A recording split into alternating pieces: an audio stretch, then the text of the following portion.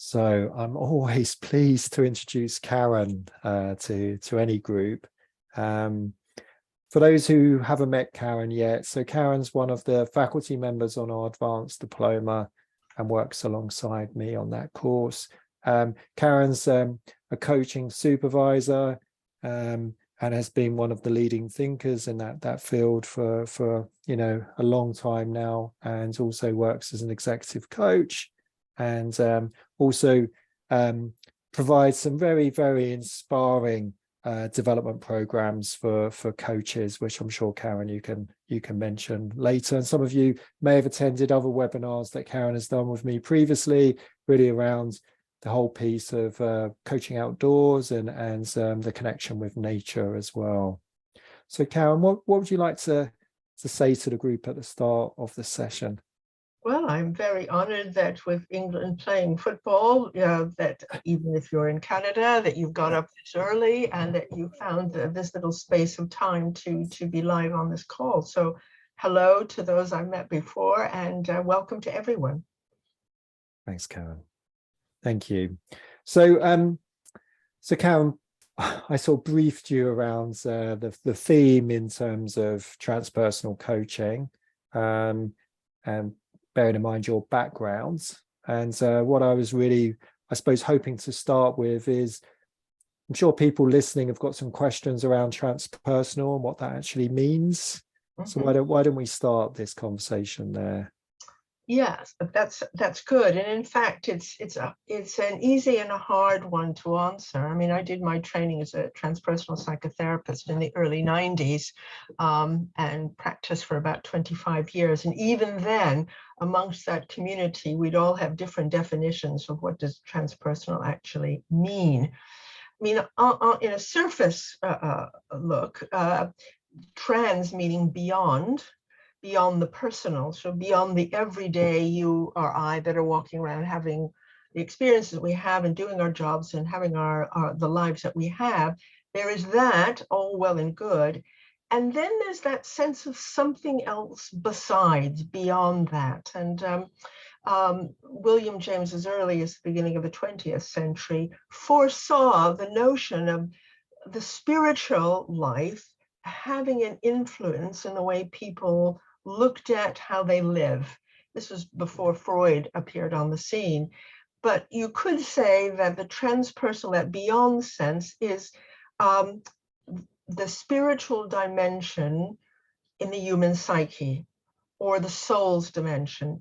Some people call it spiritual, some people call it religious. I don't use the word religious at all. Some people link it to what the universe is. Some call it energy, and the center of energy being love in the universe. But it's that sense of the soulful other part of us where we might make a list of ourselves and still have something left over that's a little bit hard to define. But it would be fair to say that transpersonal is a lens and it's a perspective. It's not a model. Thank you, Karyn.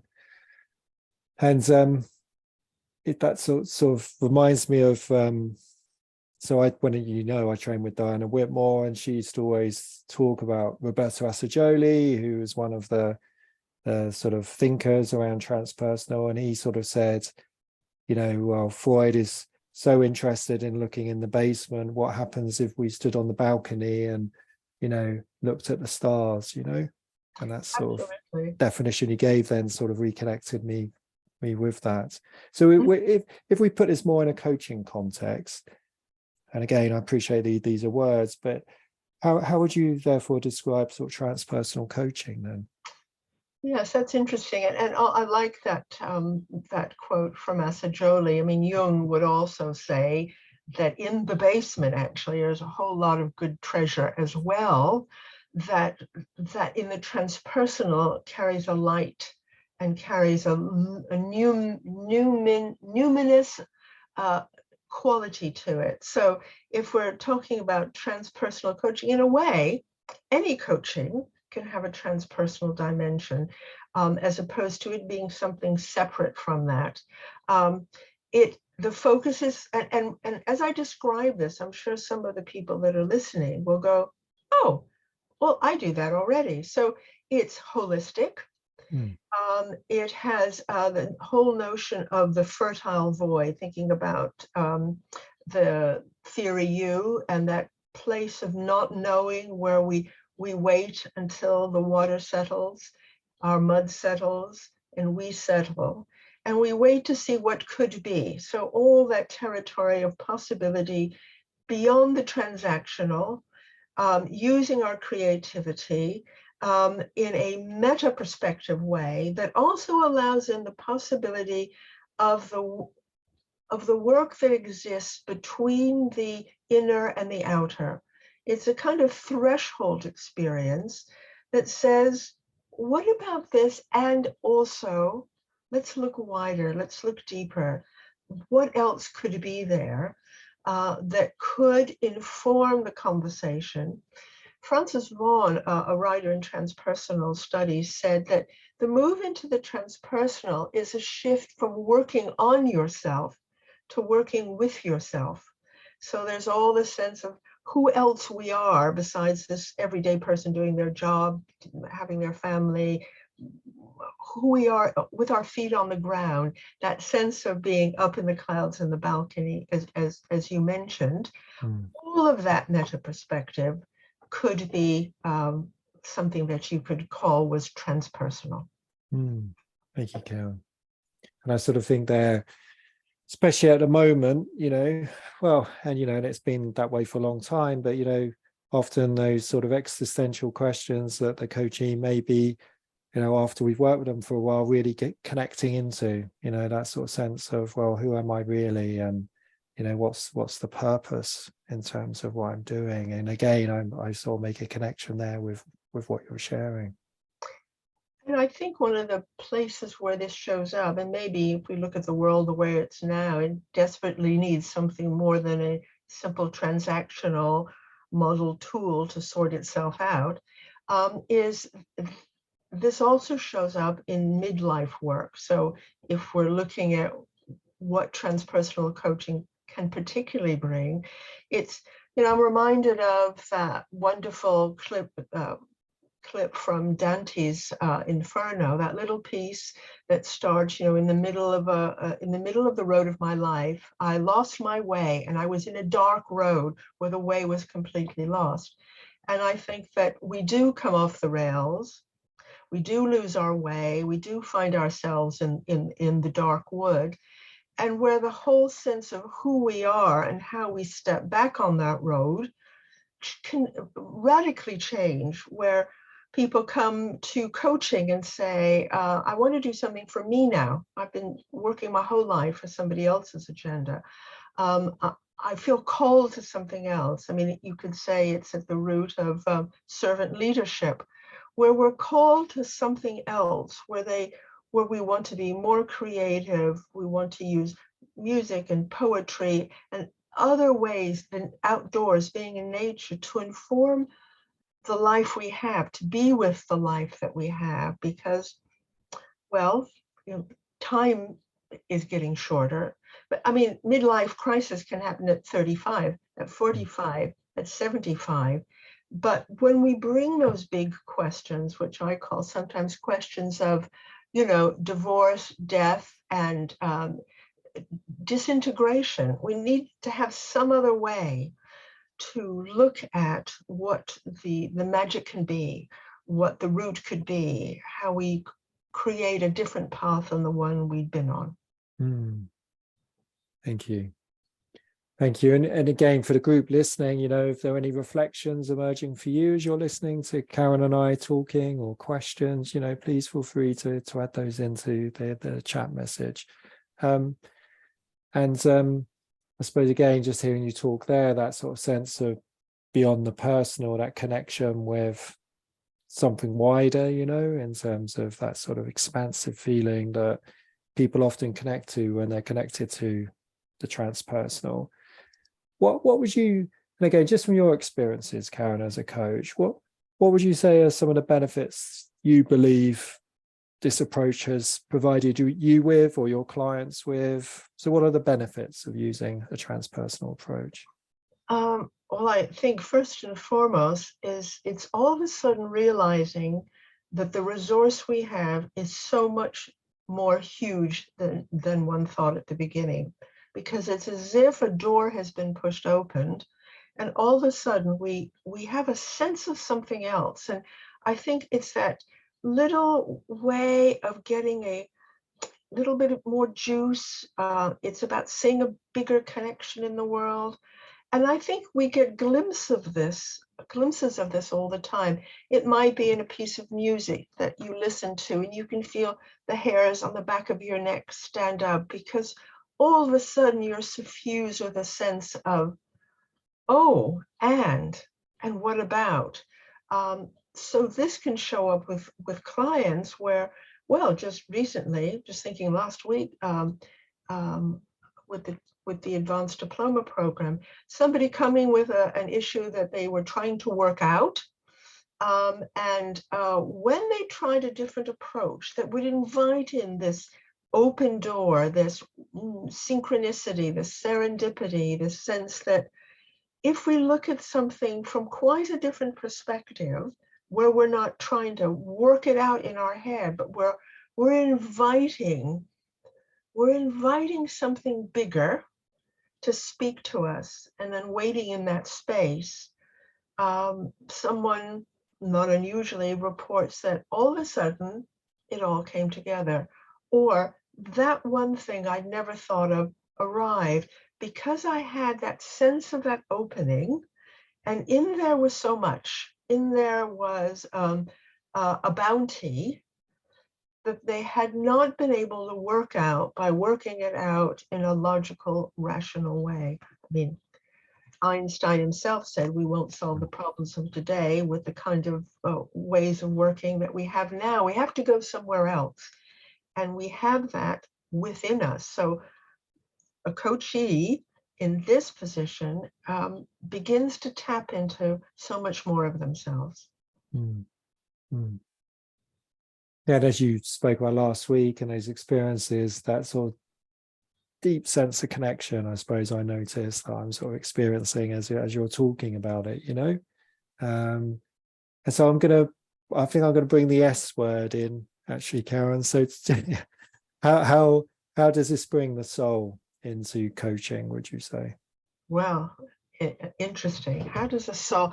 Well, the soul has always been there, and it's probably been drumming her fingers, thinking, when is this person going to wake up and notice that I'm here?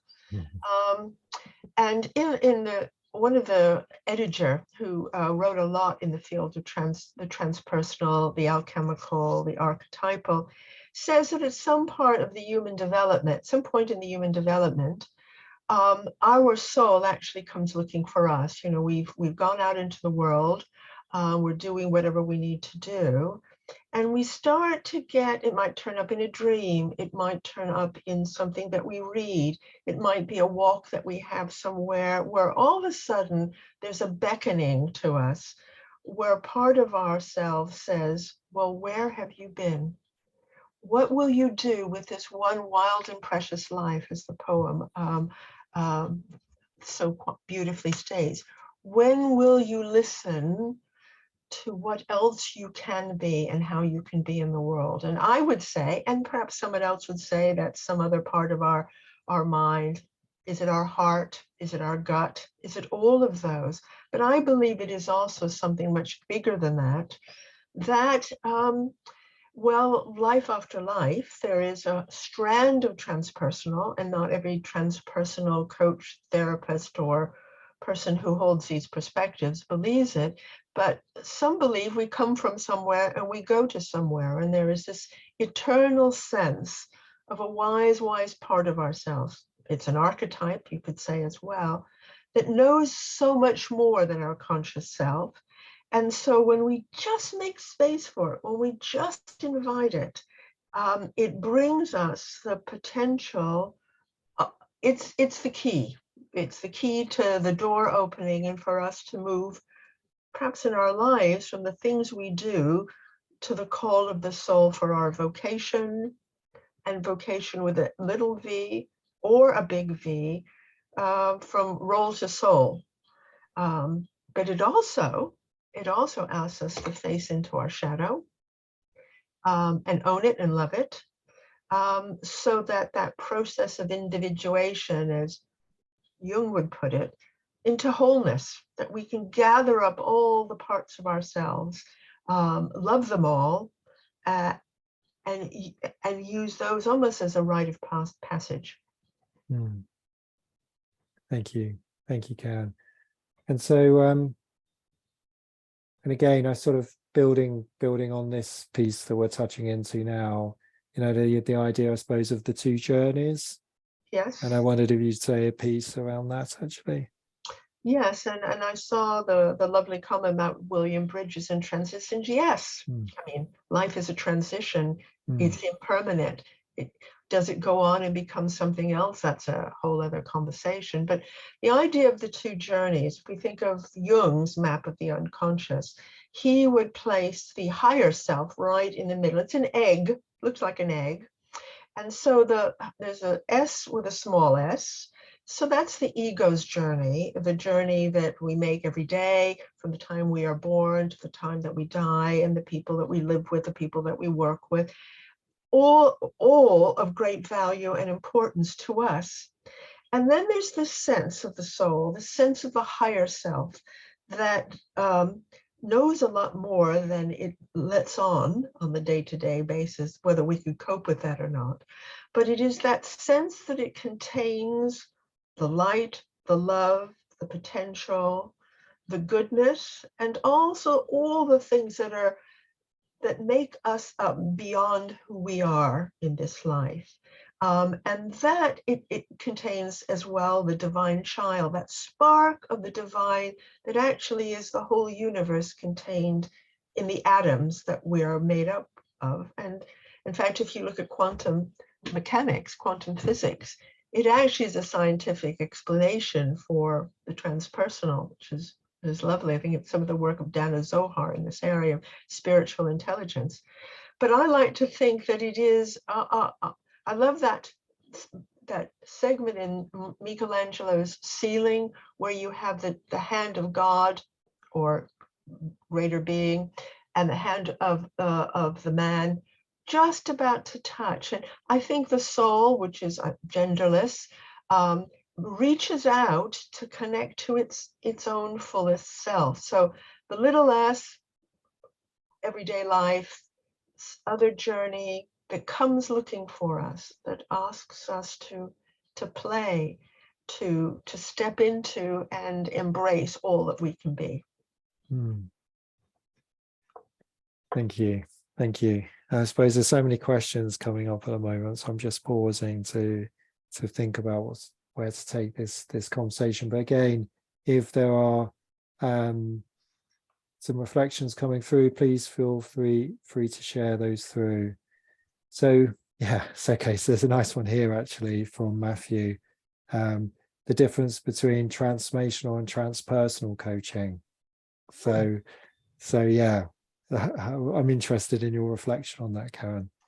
Yes, that's interesting because so it brings up a question: can we experience transformation without having experienced the transpersonal? That's an interesting one. And in fact, it would be a completely fascinating conversation. I suppose we have to first think about, what does it mean to transform? Does it mean to go into a space of our imagination, to let the magic work and see ourselves in a completely different way that perhaps we could not foresee beforehand until we stepped into that fertile void and allowed ourselves to go somewhere unexpected? That could be transformational. And then I would say, but in that space, in that moment when we go, where did that come from? How did I know that? Where did that come from? Then I'd say, well, what is holding us all that occasionally pokes a bit and says, oh, she or he's strong enough to take this. Let's throw a little image. Let's throw a metaphor. Let's let something arrive in that space. Well, where does that come from? Is it just our thinking brain? So I think they go hand in hand. We might not always define it as that, because I think that the beauty of the transformation, the beauty of the transpersonal, and having used it in a lot of my work, but not walking around with a purple caftan to say, whoa, this is woo. It's, if I, as a practitioner, believe this space is that big, and I believe you have the magic and the imagination within you, that's enough. You'll find your way, and your soul will find you on that road together. So maybe they're both and or. Thanks, Karyn. Thank you. And I mean, when I think about transformational and some of the language we've put around it on our website, for me, there's a real synergy with transpersonal and really what we're leaning into in this conversation, and what the coachee is being enabled to touch into and access, So, people on this session may be interested in, well, what could I learn more about this, or what's going to be helpful for me to experience as a coach. And I just wanted to sort of say at this point, on the 7th of July next year, Karyn is going to be one of the faculty on our CPD event, our annual event, running a session on transpersonal coaching. So Karyn, if it's okay, I mean, I'm just think it'd be great for you to share perhaps some initial thoughts around your session and maybe what you will be touching in on that session, just to give the group an understanding of that. I think the best way to get a sense of it is to do stuff. So it'll be experiential. I'll talk a little bit about the roots of this fourth force in human psychology. I don't want to spend the time lecturing. I want us to try some different things. And some of the methodology may be ones that people have tried before. Drawing, visualization, poetry, conversation, all of those things won't in themselves be something that for a lot of you will be new. But what we're going to do is try and put on the lenses to see it through a transpersonal perspective.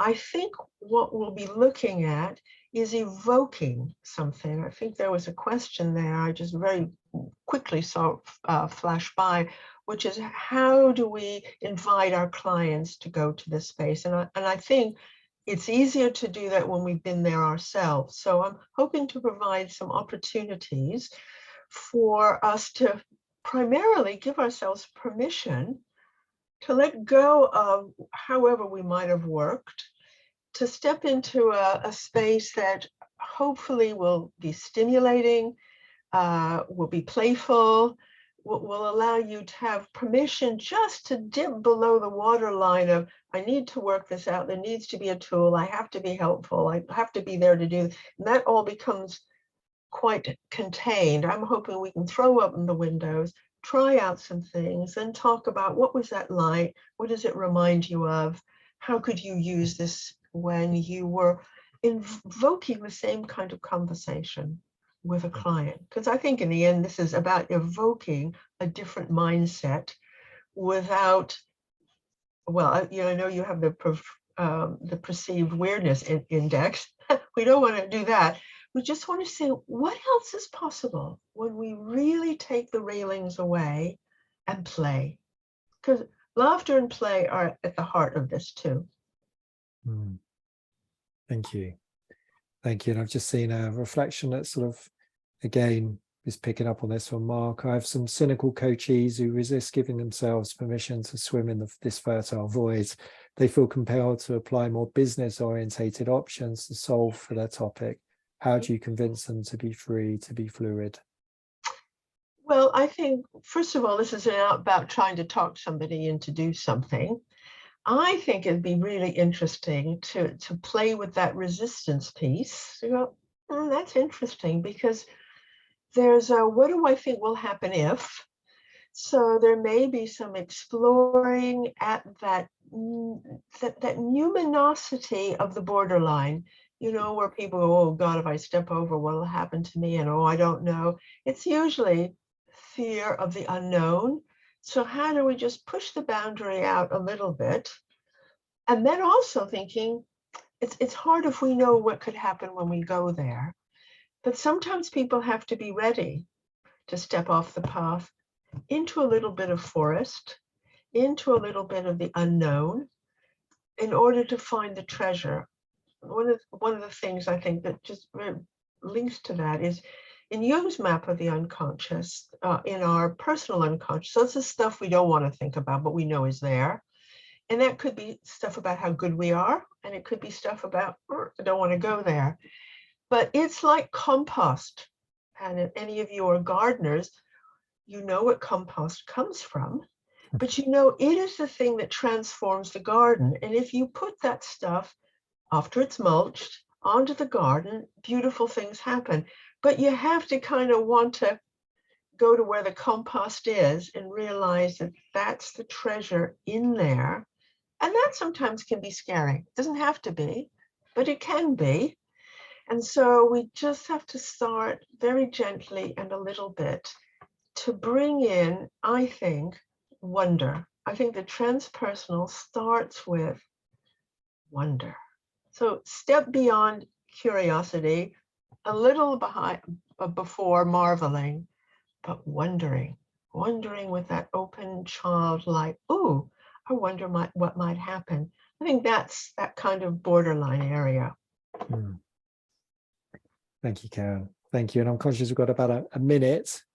So I just wonder if there's anything you want to offer just to the group in this last minute that may help them reflect on this whole topic a little bit more. Can I offer a poem? Can we do that? Yeah. It's called Second Sight by David White. Sometimes you need the ocean light and colors you've never seen before painted through an evening sky. Sometimes you need your God to be a simple invitation, not a telling word of wisdom. Sometimes you need only the first shyness that comes from being shown things far beyond your understanding so that you can fly and become free by being still and by being still here. And then there are times you need to be brought to ground by touch and touch alone, to know those arms around you and to make your home in the world just by being wanted. To see those eyes looking back at you as eyes should see you at last, seeing you as you always wanted to be seen, seeing you as you see yourself had always wanted to see the world. You had always wanted to see the world. Thank you, Karyn. Thank you. I really appreciate you making the time for this session. For the group, if there's areas that are interesting you now, as I said earlier, Karyn will be running the session on the 7th of July. So please feel free to join the session with Karyn. I'm sure she'll be really pleased to see you. And just to say that our next webinar is happening on Monday, the 12th of December at 1 o'clock.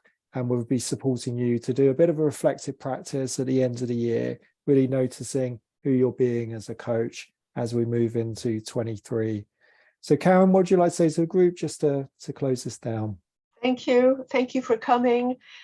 Go and listen to some music, read a poem, go for a walk, and invoke that edge of numinosity and play.